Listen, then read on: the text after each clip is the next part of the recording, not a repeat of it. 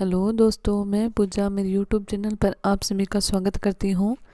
I hope आप सभी बहुत बढ़िया होंगे और आप सभी की स्टडी बहुत अच्छे से चल रही होगी।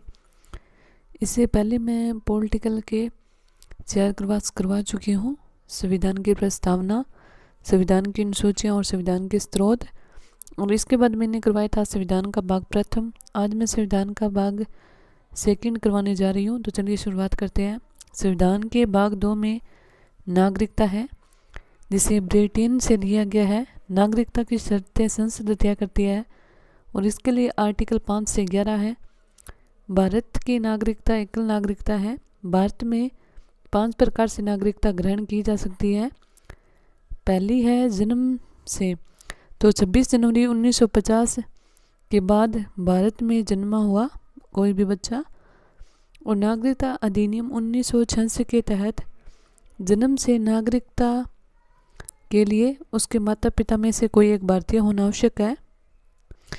सेकंड जो है, नागरिकता व वंश परंपरा के आधार पर है।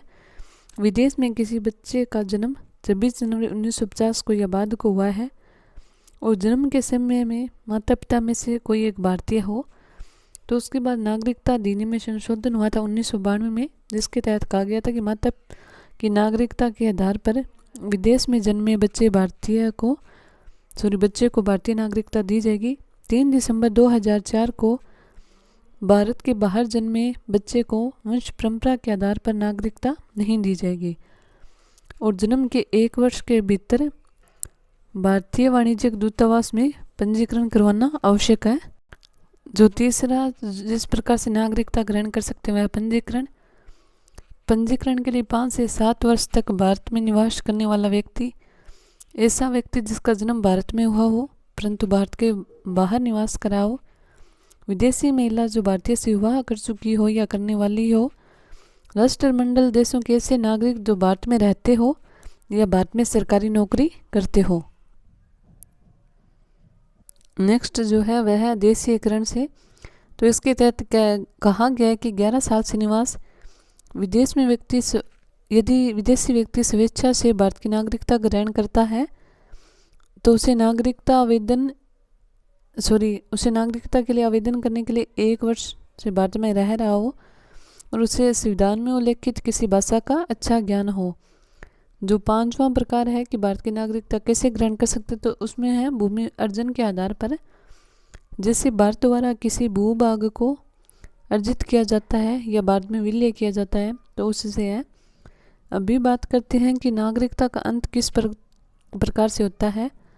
तो इसके लिए 3 प्रकार, एक परित्याग, एक पर्यवसान और एक वंचित किया जाना, यानी कि सरकार द्वारा। आर्टिकल 5 संविधान के प्रारंभ पर नागरिकता। आर्टिकल 6 पाकिस्तान से भारत आने वाले व्यक्ति 19 जुलाई 1948 को समझौता हुआ था। आर्टिकल 7 भारत से पाकिस्तान जाने वाले व्यक्ति। आर्टिकल 8 में है भारत के बाहर रहने वाले भारतीय उद्भव के कुछ व्यक्तियों को नागरिकता का अधिकार। आर्टिकल 9 अपनी इच्छा से विदेश की नागरिकता यदि कोई ग्रहण कर लेता है तो भारतीय नागरिकता स्वतः ही समाप्त हो जाती है। आर्टिकल 10 किसी व्यक्ति की नागरिकता संसदीय विधि द्वारा ली जा सकती है। और उसके बाद आर्टिकल 11 संसद को नागरिकता संबंधी कानून बनाने के अधिकार है। राष्ट्रीय जनसंख्या रजिस्टर NPR केंद्रीय मंत्रिमंडल ने जनसंख्या 2021 से संचालन और राष्ट्रीय जनसंख्या रजिस्टर को लागू करने के लिए स्वीकृति प्रदान करता है।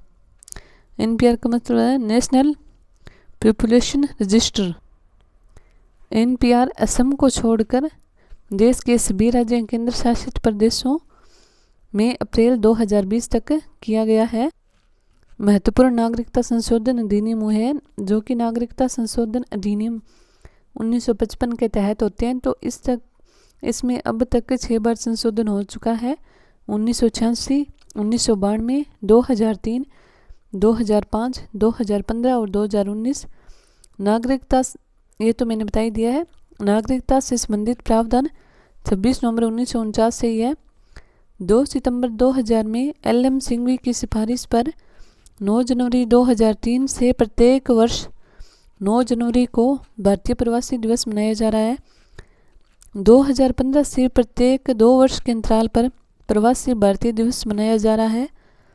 विदेश में बसे भारतीय मूल लोगों की 3 श्रेणियाँ, एक तो जो भारतीय मूल व्यक्ति हो, एक जो भारत की सीमा पारी नागरिक समुद्री सीमा से हो, और एक है NRI यानी कि अनिवासी भारतीय। पहले इसमें 182 दिन यानी कि जो बाहर रहता था उसका प्रावधान था, लेकिन वर्तमान में 138 दिन का प्रभाव है।